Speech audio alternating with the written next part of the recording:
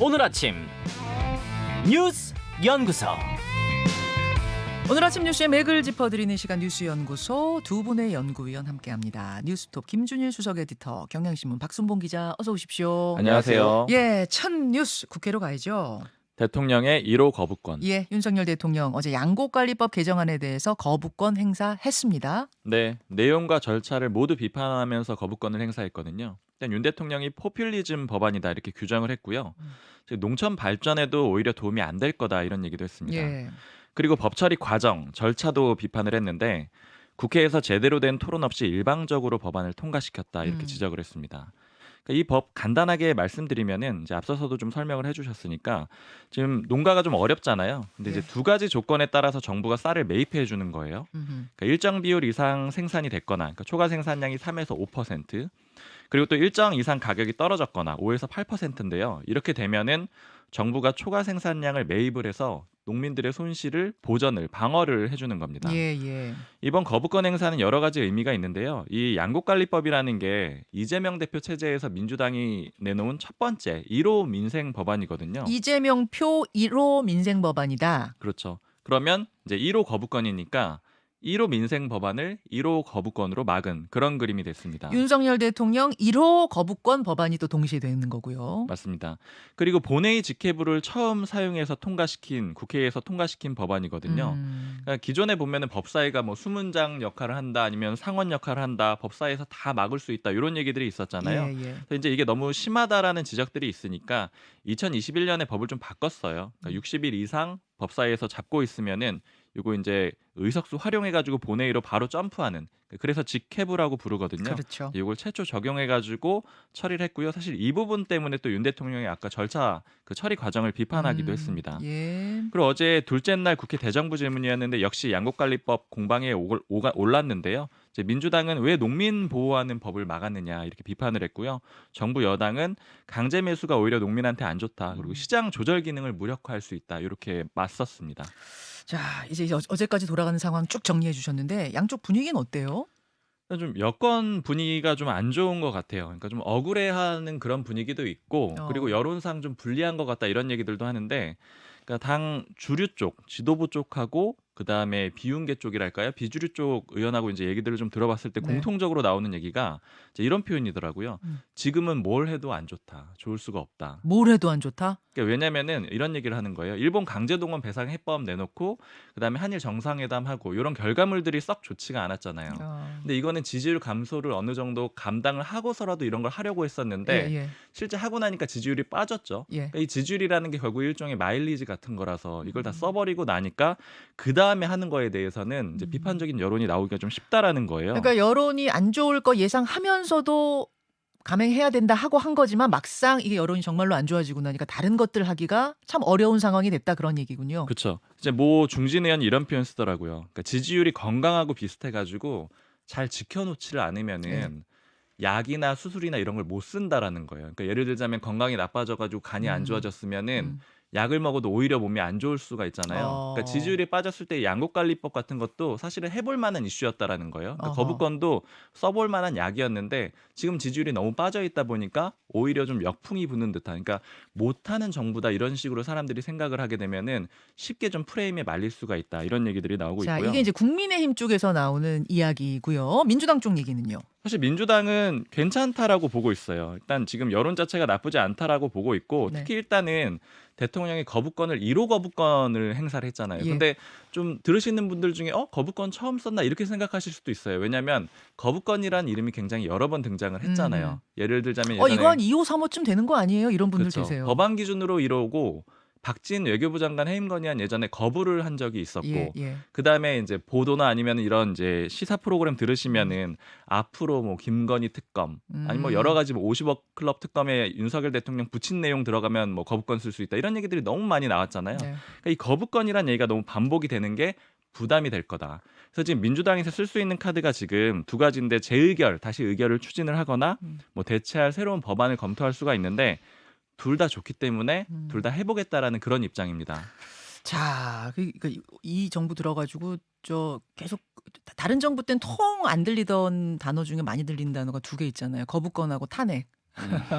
유독 뉴스에서 많이 나오는 두 개의 단어인데 자 김준일 에디터 예. 어떻게 보세요? 일단 여당에서는 노무현 대통령을 소환을 했어요. 노무현 대통령도 법안에 대해서 6번의 제2 결정 거부권 행사를 했거든요. 노무현이 하면은 괜찮고 윤석열이 하면 안 되냐 뭐 이제 이런 거죠.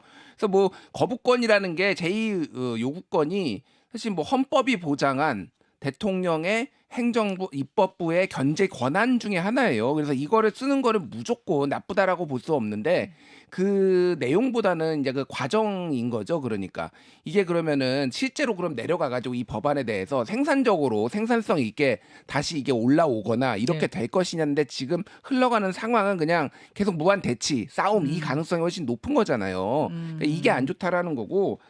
그러니까 여당 입장에서 좀 생각을 해보면은 이 그런 거예요. 민주당은 뭔가를 하려고 하잖아요. 그래서 대통령한테 거부를 당하잖아요. 뭐 이런 거예요. 그러니까 뭔가를 노력을 하고 있는 모습인데 여당 입장에서는 반대만 하는 거예요. 그러니까 여당이 사실은 그러니까 독주보다 무서운 게 약간 무능 프레임이거든요. 아, 그 프레임에 갇힐 수 있다라는 지금 그걸 염려하고 있는 거군요. 그렇죠. 이제 이게 이제 지금은 서로의 이해관계가 어느 정도 맞아 떨어졌어요. 왜냐하면은 여당 입장에서는 지금 한일 정상회담 후폭풍에 이거 벗어나는 거 그리고 뭐 정광훈 목사 뭐 논란 이런 거에 벗어나는 게 지금 이 대치 국면이 훨씬 나을 수도 있다라는 거예요. 당장은. 근데 이게 이제 한 번, 두 번, 세 번 지금 줄줄이 지금 기다리고 있거든요. 간호법, 방송법, 노란봉투법 줄줄이 대기 중이에요. 예, 그러면은 그런 거죠. 여당은 도대체 그럼 대안이 뭐냐? 반대만 하고 이게 보통은 야당이 반대만 한다. 뭐 여당이 이제 민생을 챙긴다. 뭐 이런 프레임이 이제 있었는데 이런 식으로 되면은 장기적으로는 여당한테 이제 좋을 게 없다라는 거죠. 자, 정치적으로는 좀 그런 부분들 다 고려하고 있을 거다 그런 말씀이시군요. 그렇죠. 그리고 지금 민주당의 입장을 보면은 민주당은 이게 한번 대통령 거부권 행사하면은 3분의 2, 그러니까 200명이 찬성을 해야 되잖아요. 표결한다라는 거예요. 그러면 이게 국민의힘이 이것도 발목 잡는다. 뭐 정확히는 3분의 2 찬성은 아니고 제적 인원 과반수 출석에 그 중에 3분의 2 찬성 뭐 이렇게 되는 뭐 거예요. 그렇죠. 그러니까 이제 출석이 어쨌든 불가능해요. 민주당만으로는. 지금 민주당만으로는 불가능하고 그러니까 아예 뭐 국민의힘이 다 보이콧해서 참석하지 않는 이상. 그런데 민주당은 대신에 이 법이 또 부결이 되면은 농산물의 최저 가격을 국가가 보장하는 농수산물 유통 및 가격 안정에 관한 법률을 또 발의한다라는 거예요.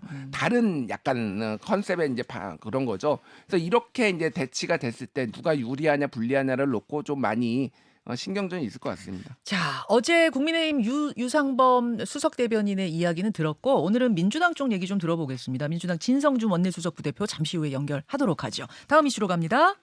이상민 탄핵 재판 시작. 뭐 굵직굵직한 이야기들이 줄줄이 밀려오네요. 이상민 행안부 장관 탄핵 심판 첫날이 어제였어요. 네, 민주당이 이 장관이 이태원 헬로윈 참사 때 대응을 잘 못해가지고 이게 참사가 더 커졌고 피해도 컸다 이런 이유로 탄핵안을 처리를 했잖아요.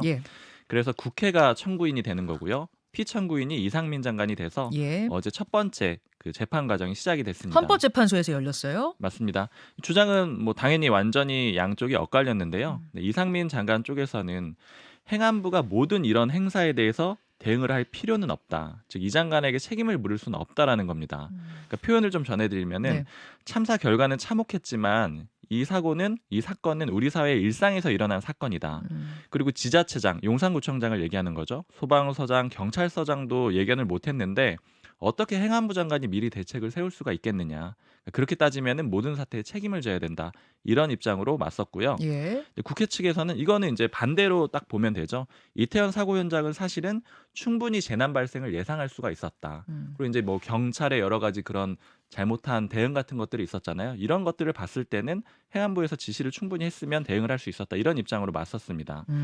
중인 두고도 벌써 신경전이 시작이 됐는데요. 일단 국회 측, 그러니까 청구인 쪽에서는 참사 생존자 1명하고 유적 1명 포함해가지고 8명 증인으로 신청을 했는데 이 장관 쪽에서 모두 거부를 했습니다.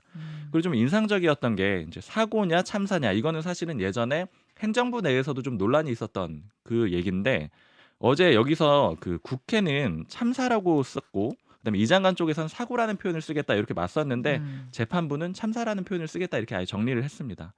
다음 2차 변론 준비기일은 2주 뒤에 오는 18일에 있습니다.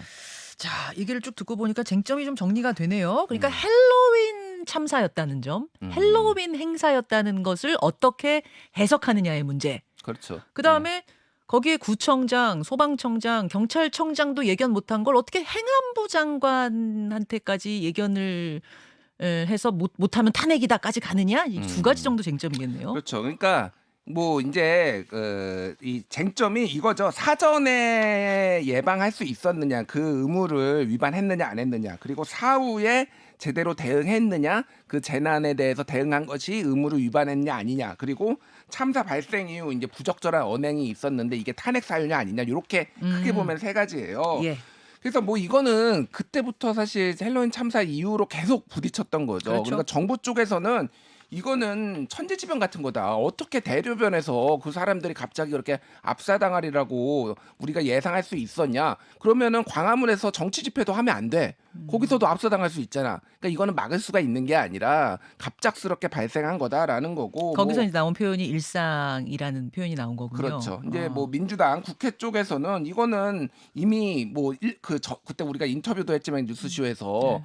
그 일반인이 전화까지 해가지고 경찰한테 인터뷰까지 했잖아요. 그러니까 그래서 이거 지금 위험하다. 그러니까 충분히 막을 수 있었던 사안이다. 그러니까 그 네. 압사가 벌어지기 한 얼마 전부터 그때부터는 막을 수 있지 않았느냐 이제 이렇게 또 대립하는 건가요? 그렇죠. 그 당일에도 그리고 당일에도 이미 경찰이나 이런데 계속 전화가 와가지고 이렇게 되면 사고 난다라고 목격자들이 있었는데 그럼 뭐했냐? 행안부 장관하고 예. 경찰은 뭐했냐? 이제 그런 이런 겁니다. 부분들. 그래서 이 주장은 사실은 익숙합니다. 우리가 계속 봐왔던 거고 네네. 이제 어떻게 이게 받아들였지 법리적으로 그래서 그걸 좀 따져봐야 될 것 같습니다. 자, 그래요. 이 재판이 이제 시작입니다. 계속 될 것 같고요. 박순봉 기자, 다음으로 좀 넘어가 볼까요? 물가 상승은 주춤, 불안은 계속. 경제 얘기군요. 네. 물가 상승률 발표가 나왔는데 소비자 물가지수 3월께 나왔거든요. 예. 네, 물가가 오르기는 했는데 그 상승률이 좀 둔화가 됐어요. 속도가 좀 완만해졌어요. 맞습니다. 예.